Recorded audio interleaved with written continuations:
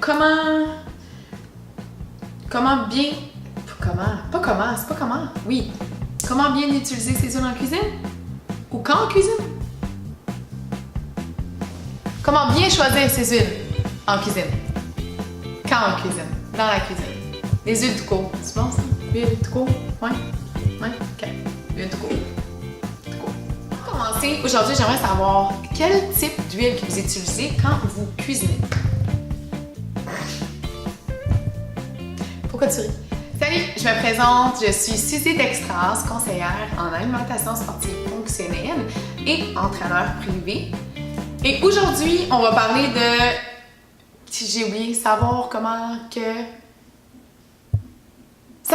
huile utiliser lorsqu'on cuisine. Exactement ça. Aujourd'hui, je vais vous aider à savoir quelle huile utiliser pour cuisiner. Pourquoi?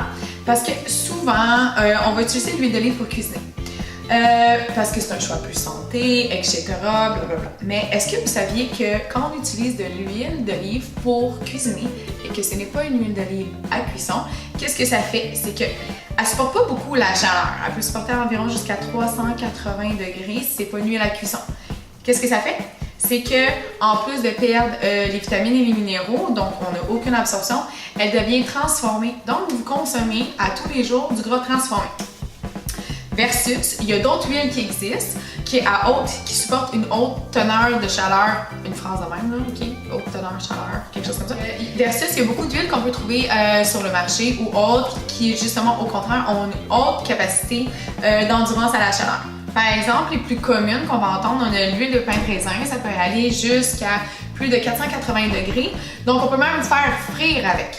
Donc, au lieu d'utiliser justement de l'huile végétale, qui est pas bonne, qui est pas toxique, on peut utiliser l'huile de pépins de raisin, par exemple, pour faire soit frire des frites, ou faire par exemple, un fish and chip, ou quoi que ce soit. Il y a aussi l'huile de coco qui existe, qui va jusqu'à 480 degrés. Il y a aussi des huiles, que ce soit d'arachide ou de tournesol, qu'on peut utiliser pour faire cuire. C'est des bons gras, donc il n'y a pas de problème à ce niveau-là.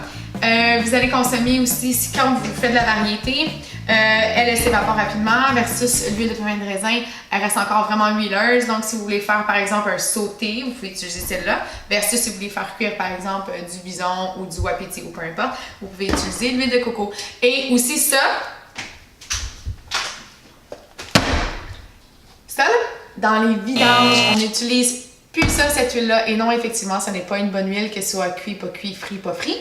Donc, on va venir parler de soit de tout ce qui est frais, huile d'olive, huile d'avocat. On peut utiliser ça en salade, mais pas en cuisson à haute température, à moins que ce soit marqué à cuisson. Sinon, pour cuisiner, on va venir utiliser principalement ces huiles-là, l'huile de pépins de raisin ou l'huile de coco. Et c'est ça. C'est tout pour moi pour aujourd'hui. J'espère que vous avez aimé la vidéo et que ça va vous permettre justement de faire des choix un petit peu plus sains quand vous allez cuisiner. Si vous avez des commentaires ou quoi que ce soit, n'hésitez pas à les écrire en dessous. Et n'oubliez pas de, maintenant je vais le dire comme il faut, de vous abonner à ma chaîne. C'est tout, je pense. Ah non, c'est moi avant le plan.